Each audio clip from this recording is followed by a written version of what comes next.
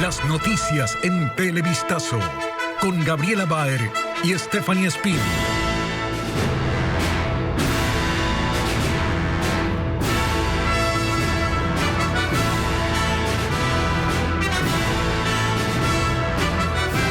Amigos, bienvenidos a Televistazo. El presidente Daniel Noboa está en Guayaquil. Su agenda oficial comenzó con una entrevista radial. ¿Qué tal, Gaby?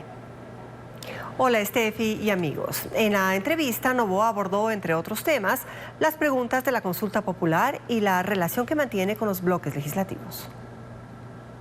Llegado el señor presidente de la República, así que... Llegó con retraso, pero sin cargos de conciencia. Que salió a trotar temprano, dijo. A pesar de todos los sufridores. Y que ya siente de cerca las críticas que llegan con el poder. Si me pongo las gafas, malo. Si me quito las gafas, peor. No hay cuña que ajuste. Y es que, más allá de la broma, el tema de las críticas no es tan ligero. Habla de la Asamblea y del movimiento Construye, aunque él no lo llama así. Destruye, ya tenía las condiciones para ser eliminado como partido. Legalmente no debería de seguir existiendo, pero no sé, tendría que preguntar si es que sigue. Pero construye, destruye, excorreístas. Ya no sé cómo determinarlos. Son excorreístas. Y hablando de críticas, el presidente mencionó que hay cosas que se hacen, pero que la gente no conoce. Por ejemplo, la participación del Ejecutivo en el caso Metástasis. La gente cree que esto acá fue algo pues solo hecho y articulado por la Fiscalía. 600 policías. 57 allanamientos. Más de 40 vehículos usados. 3 aviones. ¿Quién cree que dio todo eso? El gobierno nacional. Incluso reveló que es el gobierno el que garantiza la seguridad personal de la fiscal. A la fiscal y a su familia le hemos dado apoyo, no solo a la policía, sino apoyo militar y resguardo militar. A su hermano, a su mamá, a su hija. Perfecto. A ella misma. Así, de manera frontal, respondió también sobre temas de la consulta. Por ejemplo, el por qué escogió específicamente esas 11 porque estamos jodidos.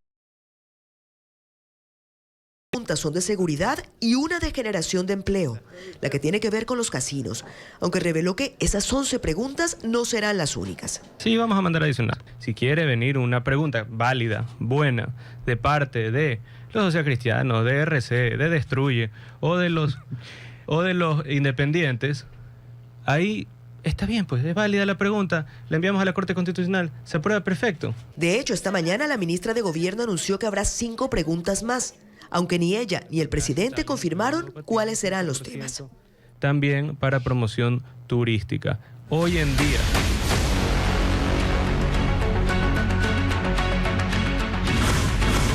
Consulta. ¿Y qué soluciones trae? Las bancadas legislativas cuestionan la consulta popular y consideran que la mayoría de preguntas se podían tramitar mediante la Asamblea. Construye incluso la cataloga como inútil. Patricio Díaz recogió las reacciones. En la Asamblea no hay reacciones positivas a la consulta popular planteada por el presidente Daniel Noboa. La mayoría considera que sus preguntas podían tramitarse en el propio legislativo. No solo las que tienen que ver con la fuerza pública, sino también las que proponen tipificación de delitos o incremento de penas. Incluso miembros de la bancada oficialista aceptan aquello. No necesitaban necesariamente una consulta popular, acá se deben trabajar en la Asamblea, pero el presidente debe tener claros de sus conceptos y de sus argumentos que le hayan llevado a la decisión de ponerlos más bien a decisión de un plebiscito público. Los aliados de ADN en la mayoría legislativa tienen la misma posición. El correísmo destaca que leyes con iguales objetivos ya se tramitan en las comisiones de la Asamblea. Para este bloque, la consulta propuesta es una oportunidad desperdiciada. Las instituciones tienen que funcionar y servir para algo. Y ese servir para algo significa que si la Asamblea hace las leyes que pueden tramitarse, no estén en una consulta. Pues si el Ejecutivo hace un decreto, se hace una declaratoria, no vayan a consulta porque son las potestades del presidente y de la Asamblea y lo que seamos es lo más eficientes, que es lo que exige la ciudadanía. El Partido Social Cristiano, también parte de la mayoría, es más cauto. Reconoce que hay temas que se pueden tratar desde la Asamblea y que algunas preguntas del presidente deben luego tramitarse, igualmente por el Parlamento. Esta es una consulta plebiscitaria y hay una gran diferencia. Un plebiscito implica que le preguntan a la ciudadanía un concepto y luego ese concepto tiene que ser implementado. Porque tal cual como está escrito, la palabra dice tratar, que se conozca. Entonces, son temas que probablemente la Corte deberá tratar y pronunciarse. Quienes sí cuestionan directamente al gobierno son los miembros de Construye. Para ellos la consulta es errática y se debió aprovechar la oportunidad para tratar temas más profundos o que influyen de manera inmediata en la seguridad, pues las propuestas del régimen no entrarán en vigencia automáticamente. La mayoría tienen que volver al Parlamento para que sean tratadas a través de un proyecto de legislación. Eso nosotros es una inconsistencia, es una falta de conocimiento y por eso la catalogamos como inútil, pero sobre todo porque no existe la inmediatez con la que el pueblo ecuatoriano espera que se tomen resultados, ¿no? Y añade que aprovechando la mayoría que el Ejecutivo tiene en la Asamblea con sus aliados, las reformas que propone podrían agilitarse y aprobarse sin el gasto que implica una consulta popular. El rol de las Fuerzas Armadas para enfrentar a las organizaciones criminales se definirá en las urnas. La reforma parcial aprobada por la Asamblea y la pregunta 1 de la consulta popular planteada por el presidente tratan sobre el mismo tema. Paul Romero con el informe. En la consulta se definirá la participación de las Fuerzas Armadas para la lucha en contra de las organizaciones criminales.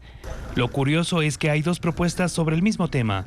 La primera, la reforma parcial al artículo 158 de la Constitución, aprobada por la Asamblea el 23 de diciembre, para que los militares apoyen a la policía en la lucha en contra del crimen organizado.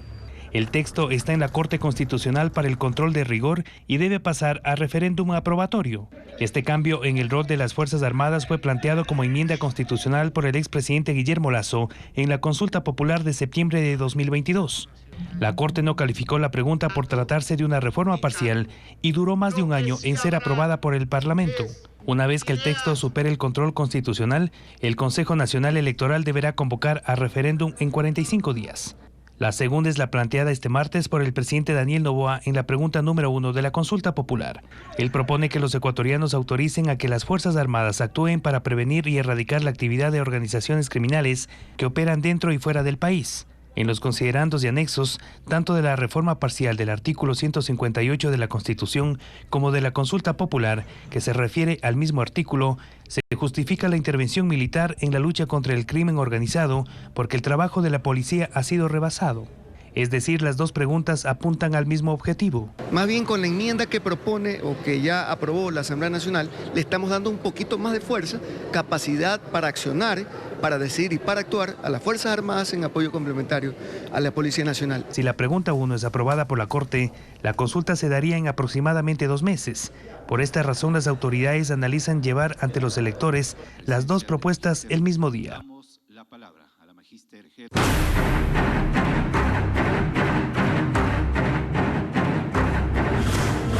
Metástasis, la infiltración narco.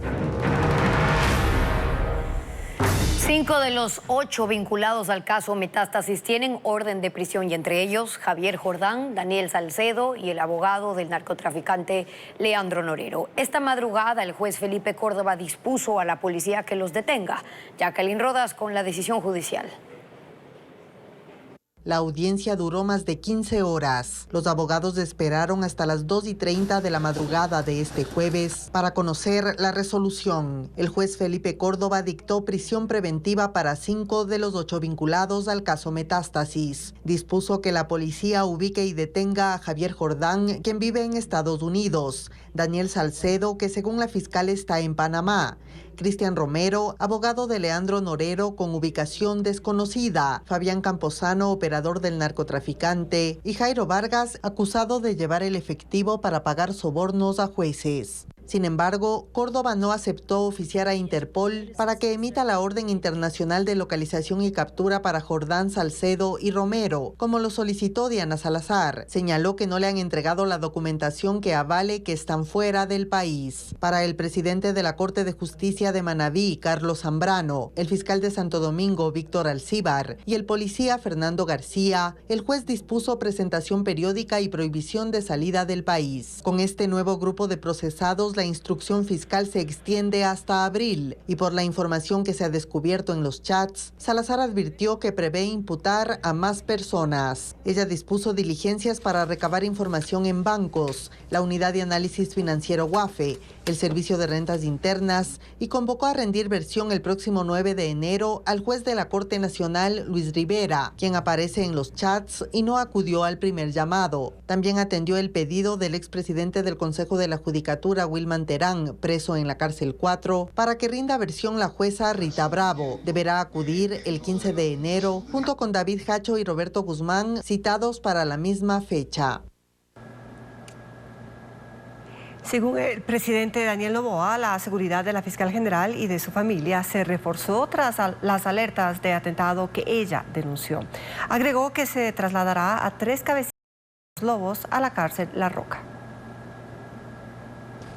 La denuncia pública de la fiscal general sobre un plan para atentar contra su vida, la de su familia y la de su equipo de trabajo generó la reacción del gobierno.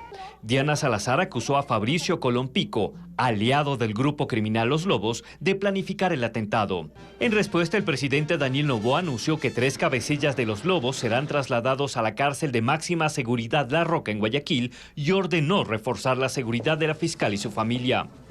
Horas antes, el Servicio de Atención a Privados de la Libertad SNAI, mediante un comunicado, explicó que Colón Pico cumple sus condenas fuera de la cárcel, es decir, en un régimen semiabierto. Debe presentarse cada 15 días en la cárcel de Chimborazo y su última comparecencia fue el viernes de la semana pasada. En el comunicado precisa que se están tomando acciones para localizar, controlar e investigar las actividades recientemente realizadas por la persona privada de la libertad y su grupo sospechoso. Dispuso reforzar los controles en las cárceles y se contactó al oficial encargado de la seguridad de la fiscal y la policía para intensificar la búsqueda de información y medidas de contrainteligencia. Colón Pico, de 46 años, además de los más de 30 procesos judiciales en Pichincha, Guayas, Santo Domingo y Los Ríos, ha sido detenido en 18 ocasiones por robo, armas, droga, extorsiones y desde el 2018 tiene una nueva investigación por homicidio. Por las denuncias de los planes para atentar contra la vida de Diana Salazar, la Fiscalía abrió una investigación. Y se reaviva el escándalo por el caso de tráfico sexual de menores que involucra al fallecido magnate estadounidense Jeffrey Epstein y a su pareja, Ghislaine Maxwell, condenada a 20 años de prisión. Se esperaba la publicación de una lista de nombres, pero una jueza de Nueva York desclasificó centenares de páginas relacionadas con un juicio planteado por víctimas de Epstein. Allí se menciona a personajes de la política, la ciencia y el mundo del espectáculo. La jueza de la Corte del Distrito Sur de Nueva York, Loretta Preska, liberó desde la noche del miércoles una buena parte de documentos de una demanda presentada en 2015 por Virginia Giuffre, una de las víctimas de la red de tráfico sexual, en contra de Ghislaine Maxwell, socia de Jeffrey Epstein.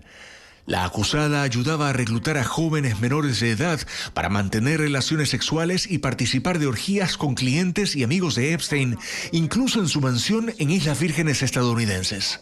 Uno de los nombres que más se repite es el de Andrés, duque de York, que llegó a un acuerdo extrajudicial con Giuffre cuando lo acusó de forzarla a mantener relaciones cuando tenía 17 años.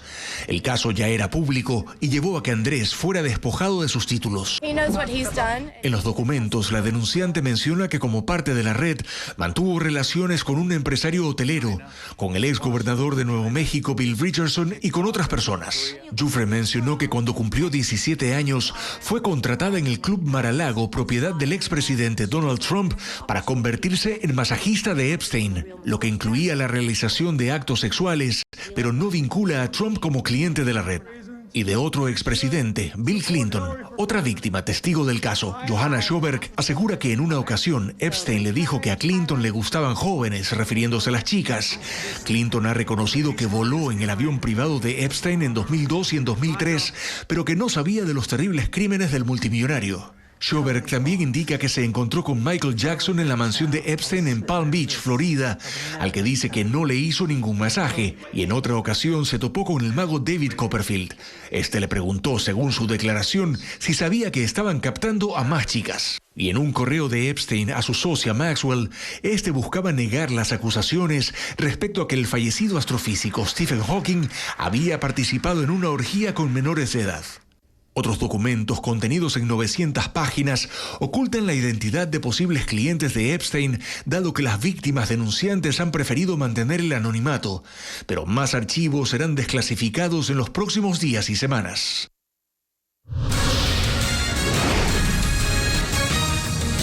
Deslave deja un fallecido, 3 desaparecidos y una veintena de casas afectadas en Carchi. Las imágenes luego del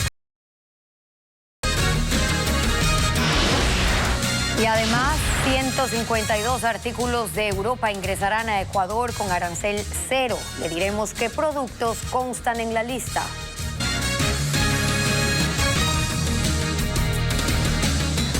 Un fallecido, 3 desaparecidos y daños en 20 viviendas es el saldo preliminar de un deslave en el noroccidente de Tulcán, en Carchi. El COE cantonal señala que el principal inconveniente es el difícil acceso a la zona, que incluso quedó sin servicio eléctrico.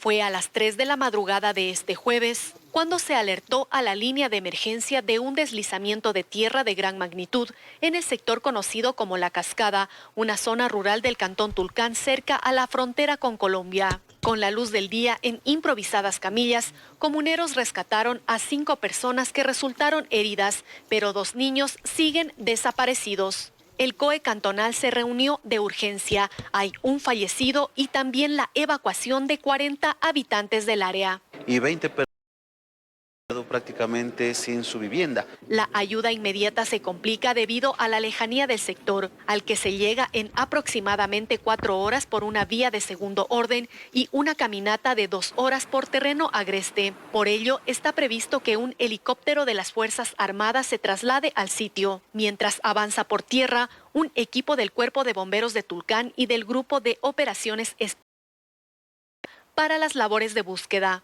Inicialmente, para hacer una evaluación de los daños, personal militar ya está trasladándose al sector también desde aquí de la ciudad de Tulcán, gracias al apoyo también de las autoridades que nos facilitaron movilización terrestre. Está previsto que este viernes el COE se instale nuevamente para analizar los informes técnicos del recorrido y determinar si se declara en emergencia la zona.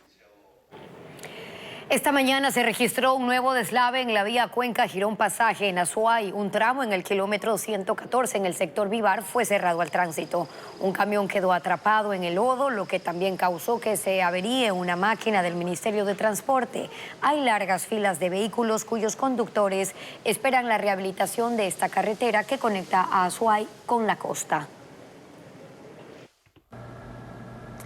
El puente sobre el río Marker fue habilitado al tránsito vehicular en la vía Chaco-Lago Agrio 10 meses después de que colapsara debido a la erosión regresiva del río Coca. Luego de casi un año sin un puente que conectara a las provincias de Napo y Sucumbíos con Pichincha en el sector conocido como el Socavón, en la troncal amazónica quedó instalado y habilitado el puente Bailey sobre el río Marker, de 45 metros de longitud y una capacidad de hasta 48 toneladas. Por aquí transitan 2.500 vehículos por día que toman la vía Lago Agrio-Quito, un trayecto que se había complicado por la erosión regresiva del río Coca, que en febrero 2023 arrasó con el puente de concreto y desde entonces los transportistas cruzaban sobre el río o quedaban atrapados con el aumento del caudal. El puente ayudará muchísimo para que tengamos una vía más segura, para que tengamos turismo, para que tengamos comercio. La ejecución tomó alrededor de 7 meses con una inversión de $750.000. Sin embargo, falta definir los trabajos de asfaltado al ingreso y salida de la estructura. Son 2 kilómetros de vía que se deben intervenir.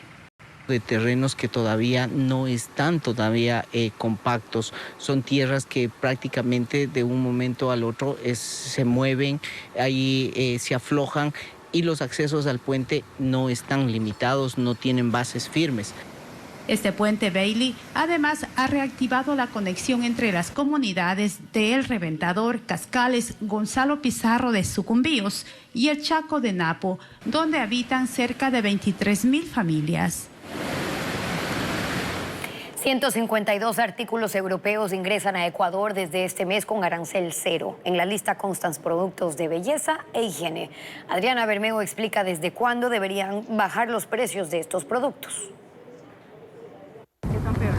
Desde el 1 de enero, 152 productos de origen europeo ya no pagan aranceles para ingresar al Ecuador. Entre ellos, artículos de higiene personal, maquillajes, perfumes y cremas. El beneficio es parte del acuerdo comercial que firmó el Ecuador con la Unión Europea en el 2017 y contempla un proceso de desgravación gradual.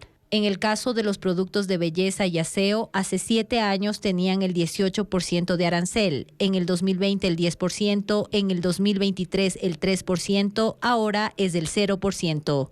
La Asociación Ecuatoriana de Empresas de Productos Cosméticos y de Higiene Doméstica explica que la disminución de los precios de los productos de origen europeo no se verá sino a inicios de febrero. No se lo puede hacer de manera inmediata porque requiere de una planificación por parte de las empresas importadoras.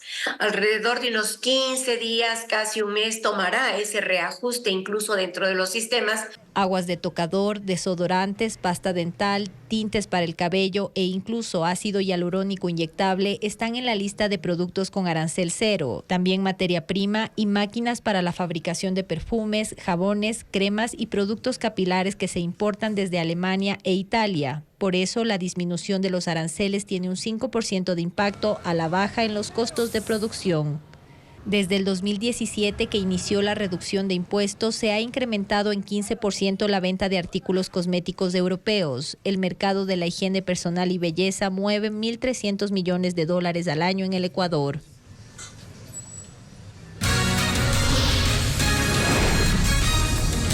ARCSA reconoce que se equivocó al asegurar que una compota de mango que se vende en Ecuador tenía plomo. Los detalles luego del corte.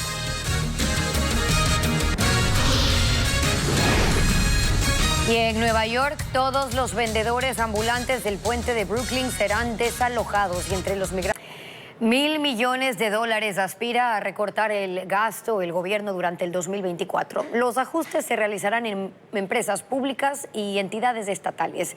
Estas acciones estarán en firme hasta febrero, cuando el gobierno se reunirá con los organismos multilaterales para intentar conseguir el financiamiento que equilibre el presupuesto 2024. El gobierno sostiene que desarrolla distintas estrategias para afrontar la crisis fiscal. Y una de las líneas en ejecución es el recorte del gasto público. El objetivo es ahorrar $1.000 millones en el 2024. La pregunta es dónde se ejecutan los recortes y la primera mirada se coloca sobre las empresas públicas. El régimen parte del hecho de que hay abusos en el uso de los recursos públicos, gastos innecesarios y exceso de personal. En el análisis que se hace con lupa de las distintas empresas públicas y otras entidades estatales, se ha dispuesto en primera instancia que no se renueven los contratos ocasionales y que se redistribuya al personal existente para que cumplan con las actividades que se venían ejecutando. ¿Cuántos contratos no serán renovados y a cuánto asciende ese ahorro? Son valores que no están claros todavía, pero se está trabajando en ello. Ese es el norte. Y si en el análisis se determina que hay entidades que no son eficientes, se advierte que se las va a desaparecer o a ejecutar acciones que tiendan a superar esa ineficiencia. Desde el Ministerio de Economía se señala que ya se empezó con ese trabajo en distintas entidades, una de ellas Petroecuador, donde una observación preliminar detecta irregularidades y un uso desprolijo de los bienes de la empresa, generando costos que no se justifican.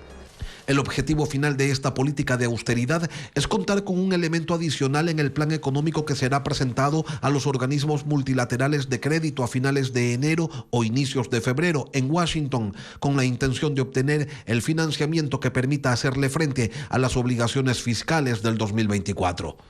Al momento, no hay claridad sobre si ese plan contendrá también una decisión en firme sobre la focalización del subsidio a los combustibles, pero se tiene la certeza de que esa medida implicaría un ahorro de recursos de entre 2 y 2,5 puntos del Producto Interno Bruto, es decir, entre 2.000 y 2.500 millones de dólares, y que ello allanaría indefectiblemente el camino para un acuerdo con los multilaterales. En Nueva York ordenan el desalojo de todos los vendedores ambulantes del puente de Brooklyn. Un gran de Brooklyn ahora se ve así, sin un solo puesto de venta. En su mayoría eran negocios donde los turistas compraban recuerdos, desde gorras, peluches, hasta hot dogs y bebidas. Pero las autoridades pusieron en marcha una nueva regla que prohíbe la presencia de vendedores ambulantes por seguridad. Según datos del Departamento de Transporte, el número de personas que recorría el puente diariamente aumentó de 17.000 en 2021 a 34.000 en 2023. La estructura mide 5 metros en su parte más ancha Pero hay zonas en que se reduce hasta el 1,5 metros y se congestiona más con los puestos de venta. Miles de personas usan este paso como atajo para caminar desde Manhattan a Brooklyn y viceversa. Yomaira es una ecuatoriana residente que tenía 8 puestos al inicio del puente del lado de Manhattan. Y aquí yo tengo 2 hijos profesionales que van a la universidad. Este es un negocio productivo. Los vendedores culparon a los solicitantes de asilo que han llegado, según dicen, a congestionar el puente y denuncian que los han visto durmiendo debajo de las mesas. Pero los funcionarios de la ciudad argumentan que en caso de ocurrir una emergencia el sitio debe estar lo más despejado posible, por lo que ahora hay policías supervisando que se cumpla con la nueva norma. En Estados Unidos, más migrantes son enviados en buses desde Texas, después de que el alcalde de Nueva York, Eric Adams, restringió la llegada de estos vehículos. El gobernador de Texas los deja en Nueva Jersey, justo al lado de un tren que va directo a la Gran Manzana. Varios taxis recogieron a unas 300 personas y los llevaron al Hotel Roosevelt, donde son recibidos de forma temporal. Si bien funcionarios de Nueva York afirman que la crisis migratoria es insostenible, los solicitantes de asilo siguen llegando. En Sudáfrica, el deportista paralímpico Oscar Pistorius saldrá en libertad condicional este viernes. Pistorius fue condenado a 13 años de prisión en 2014 por asesinar a su pareja Riva Steenkamp a tiros en febrero de 2013 y durante el juicio dijo que la confundió con un ladrón. Él, en octubre de 2015, recibió arresto domiciliario tras permanecer 12 meses en prisión. Ahora saldrá libre, pero deberá someterse a terapia sobre el control de la ira y la violencia contra las mujeres. El procesamiento de muestras para corroborar la presencia de plomo en productos que circulan en Ecuador avanza con lentitud debido a problemas en el laboratorio de la Agencia de Regulación y Vigilancia Sanitaria, ARCSA. Además, la entidad admitió que se equivocó en uno de sus análisis y anunció que una compota de la compañía Austrofood que se vende en el país no contiene la sustancia. Luis Alfredo Zúñiga con el detalle. En 2023, la Agencia de Regulación y Vigilancia Sanitaria ARCSA no había hecho controles a productos con canela y otras especias, pues se consideraban de bajo riesgo y ante la falta de capacidad del ente de control, se estaba priorizando otros ítems. En octubre, con la alerta de la FDA de Estados Unidos de presencia de plomo en compotas ecuatorianas, inició la revisión. Sin embargo, el procesamiento es lento e incluso ha arrojado resultados erróneos. Este jueves, la ARCSA reconoció que cometió un error al asegurar que la compota orgánica de mango de la empresa Austrofood, que se vende en Ecuador, tenía plomo. Este primer análisis tuvo un fallo y el producto compota orgánica de mango y también el smoothie de mango no tienen contaminación por plomo. Hasta ahora solo se ha confirmado la presencia de plomo en 6 productos. 3 de esos eran compotas de Austrofood comercializadas en Estados Unidos, mientras los otros 3 sí circulan en el país. Este jueves se anunció que se trata de la canela de la compañía Negesmart y 2 de sus clientes. Estos productos son la premezcla para los conos sabor a vainilla de la marca Bakels y la morcilla tipo 1 de la marca Embutidos Oro. Negesmart también surtía de canela a Austrofood. Se han dispuesto el retiro inmediato del mercado, la inmovilización adicional a las sanciones que pudieran ameritar luego del cierre del proceso sancionatorio. La ARCSA ha puesto en conocimiento a la Fiscalía General del Estado, a través de la fiscal provincial, todo el proceso de investigación que llevamos hasta el momento. Sin embargo, en el país circulan 926 productos elaborados con canela, que ya ha sido recategorizada como de alto riesgo. Se incluyen embutidos, salsas, condimentos, bebidas y lácteos. Hasta ahora, solo se han tomado 72 muestras. Sin embargo, aún se esperan resultados, pues el laboratorio de referencia del ARCSA tiene problemas en el 43% de sus equipos y su capacidad está comprometida. Al momento, nuestro laboratorio de referencia propio no va a procesar muestras. Las pruebas se han derivado a 2 laboratorios externos certificados. Podría tomar entre 7 a 10 días conocer los resultados y aún se tiene que tomar muestras a los centenares de productos restantes.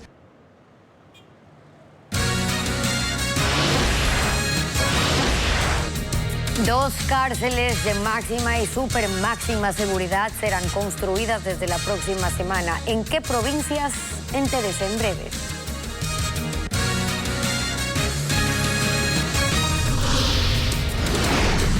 Barcelona se refuerza para este 2024. ¿Quiénes son los nuevos jugadores? Se lo contamos luego de la pausa.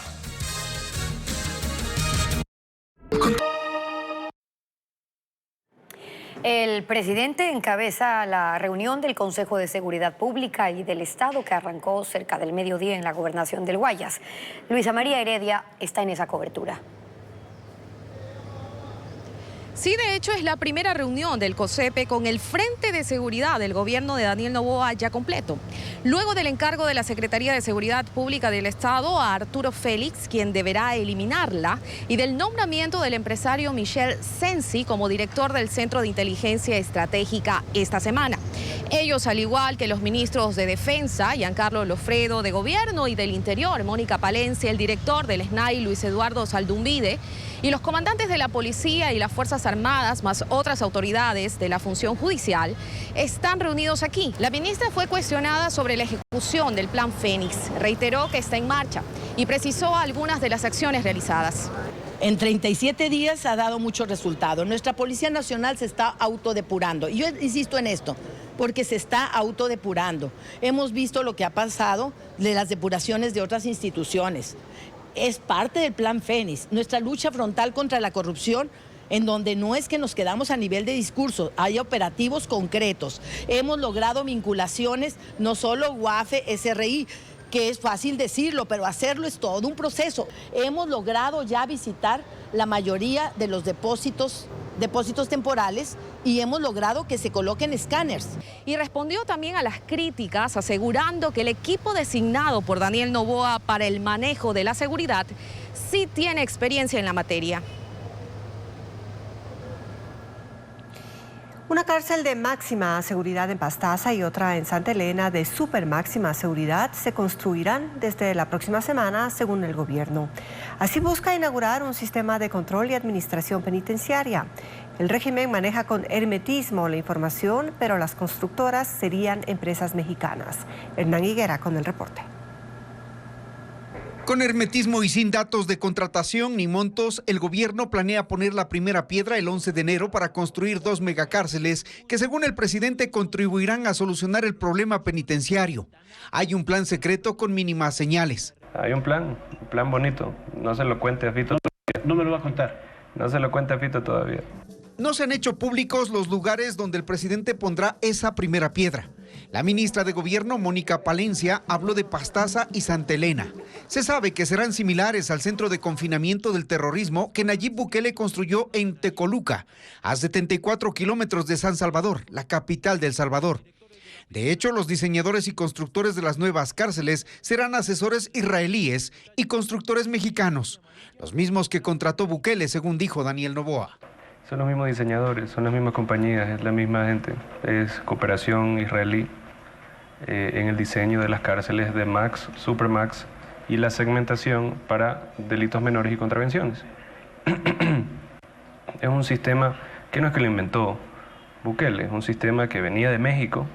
En San Salvador, 5 compañías construyeron la megacárcel y lo hicieron sin concurso público y bajo estado de excepción. La prensa de El Salvador no ha encontrado datos oficiales sobre los contratos y los montos invertidos. Se sabe que el grupo mexicano Tradeco, principal accionista del Consorcio General de América Latina SADCB, ejecutó la obra, subcontratando a constructores locales. Pero si esas empresas exhiben en sus páginas digitales experiencia de construcción de centros penitenciarios en México, nada mencionan de su experiencia en El Salvador, donde según informes periodísticos, la cárcel costó $70 millones. Esas empresas además han sido cuestionadas en México, Estados Unidos, Guatemala y El Salvador por escasa transparencia que se ampara en cláusulas de confidencialidad y también registran demandas por incumplimiento de contratos. Y hay cambios en Liga de Quito para este año. Luigi, ¿qué tal? ¿Qué tal, Steffi? Se confirmó la salida de la Comisión Especial de Fútbol. ¿Y esto cómo afecta al equipo? Bueno, la consecuencia directa es que Luis Ubeldía no va a seguir dirigiendo a Liga.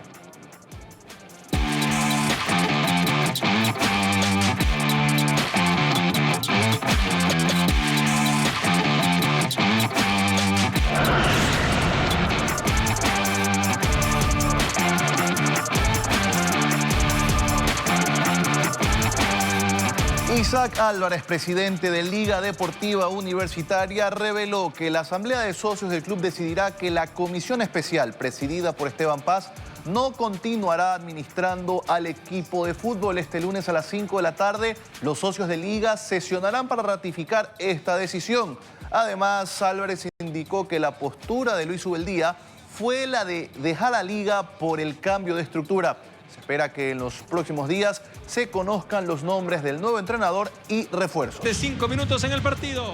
Me parece que es una muy buena. Barcelona presentó a sus primeros refuerzos luego de una acción de protección que dejó sin efecto las observaciones del Ministerio del Deporte.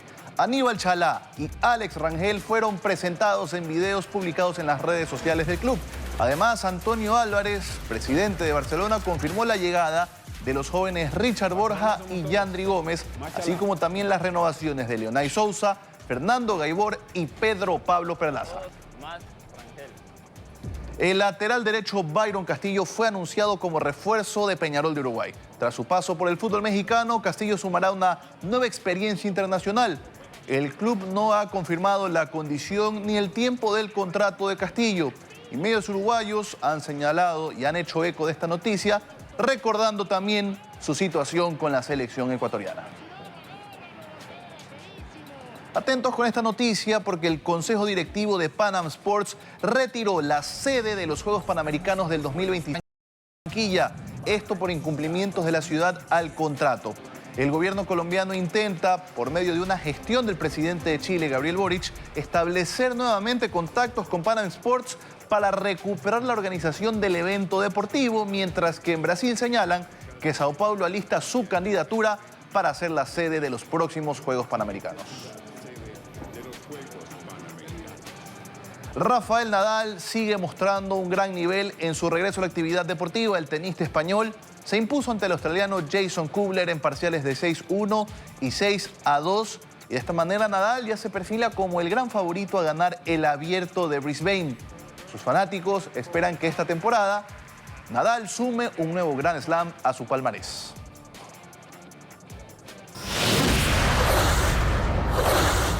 ...68 nacimientos se exhiben en el Museo Naim Isaías en el centro de Guayaquil. Además, la película Priscila se estrena en las salas de cine del país, una biografía de la esposa de Elvis Presley. Estefanía Arias con la agenda cultural.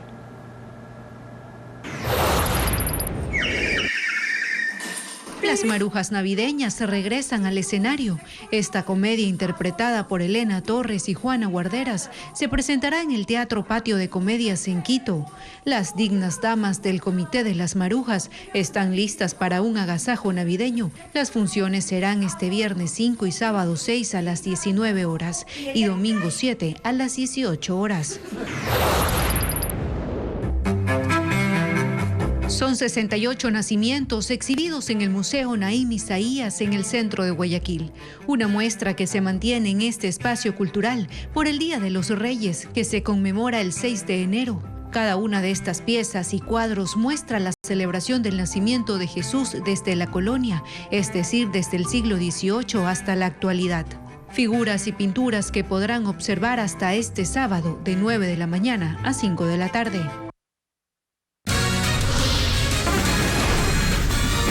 ¿Y quiénes integran las comparsas que son parte de la diáspora?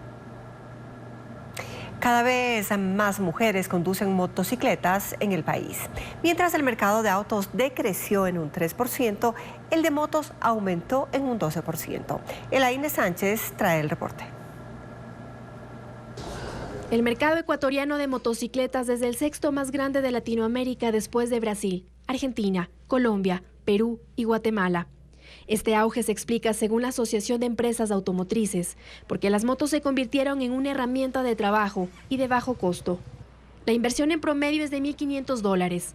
Hay 195 marcas y la gasolina que consume es de $4 por semana.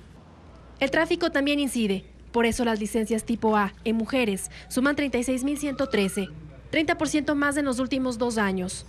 Primero, es un ahorro increíble en gasolina, es súper versátil, me ahorra mucho tiempo en el tráfico.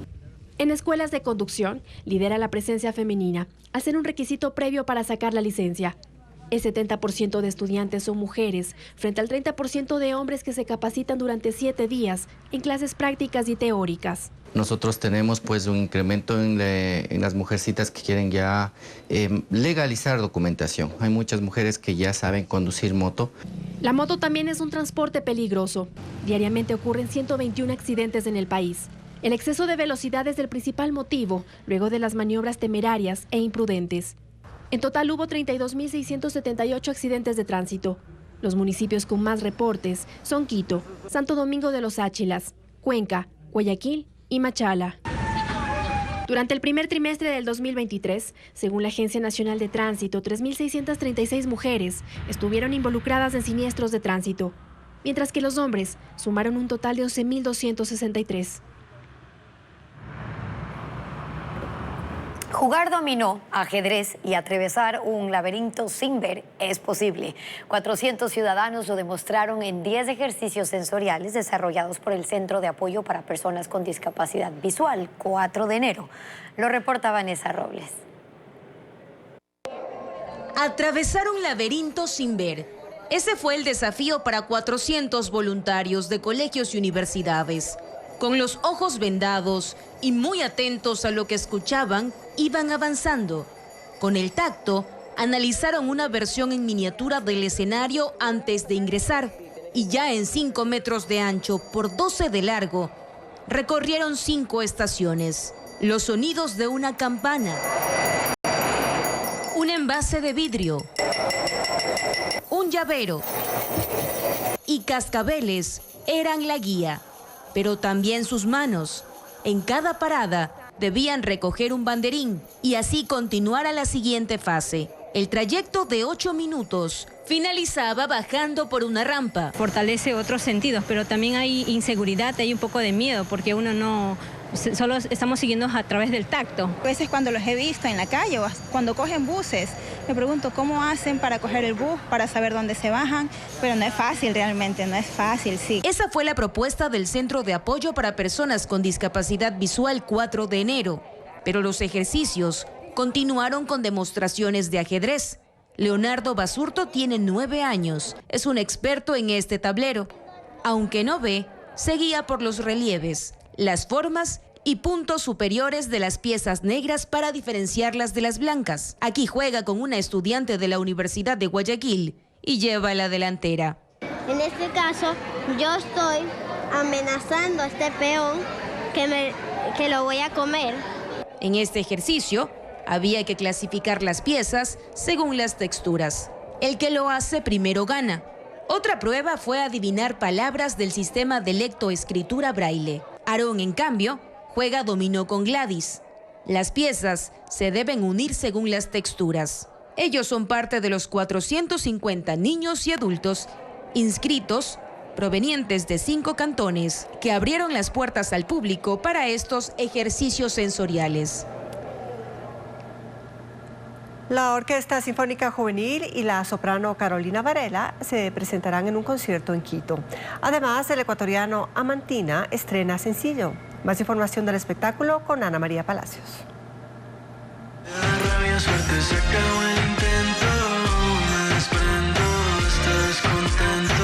Amantina es el proyecto del cantante Daniel Solórzano. El artista fue invitado al Festival Estéreo Picnic y estrenó el sencillo Caminito de Economía, una fusión de R&B, música electrónica y trap, en el que una pareja intenta salvar su relación pero se lamenta que no funcione.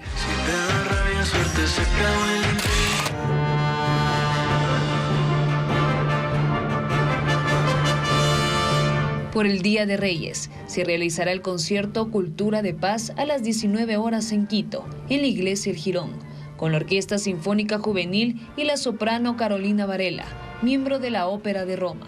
Las obras serán de Vivaldi, Verdi, Johann Strauss y Eizaga.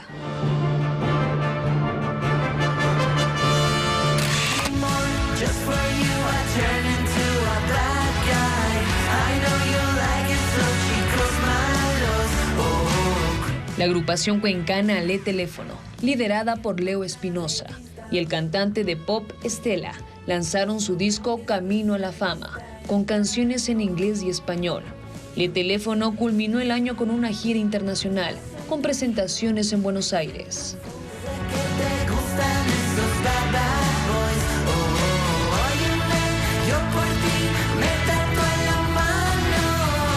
Y una de las atracciones principales de la Diablada Pillareña en Tungurahua son las comparsas. Fabián Villa cuenta que se preparan con 3 meses de anticipación para ser parte de este evento cultural. Él es Narciso López, de 76 años, y es uno de los personajes más longevos que participa en la Diablada Pillareña. Durante 48 años baila e interpreta distintos personajes. Con esta combinación, esta nagua, los pañuelos, el sombrero y la máscara de guaricho. Narciso es parte de la partida colectivo Minga Cultural del caserío Tungipamba, en el oriente de Píllaro, una de las agrupaciones más organizadas y estrictas durante su participación en el desfile. Tienen prohibido ingerir cualquier tipo de licor. Se hace una invitación a todo el cantón, a toda la ciudadanía que vengan, se integren, porque ahora la fiesta es del cantón, no es como antes era de los barrios, ¿no? Mientras que la partida de Huanguibana, también en el oriente de la urbe, tiene como característica principal que su líder es una mujer desde hace 30 años, quien heredó de su padre esta tradición. La agrupación tiene 70 años de creación y durante su participación cada año acoge a más de 400 personajes para bailar. Nosotros nos cobramos $3. $3 para sacar es el gasto duro, lo que nosotros organizamos esta tradición. Para que las partidas se luzcan durante su participación, amigos y familiares de sus sectores colaboran económicamente y con la logística. La Diablada Pillareña está conformada por 12 partidas de adultos y una de niños, quienes recorrerán las calles del cantón hasta el 6 de enero. Y así concluimos esta hora de noticias, amigos. Gracias por su compañía, Estefi. Las noticias regresan a las 19 horas en nuestra emisión estelar, pero sigan atentos a las noticias en www.ecuavisa.com. Que tengan una feliz tarde.